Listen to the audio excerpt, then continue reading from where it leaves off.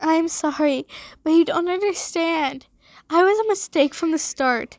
Every tomb comes to this place with a purpose, and I haven't been able to fulfill it even once. I wish I were different. I'm cursed with this stupid, pathetic body. Every time I do something, I always make a mistake again. I never asked to be like this. I never asked to be created. No matter what I do, I'm doomed to fail. I don't deserve to be around others. I don't deserve anything at all.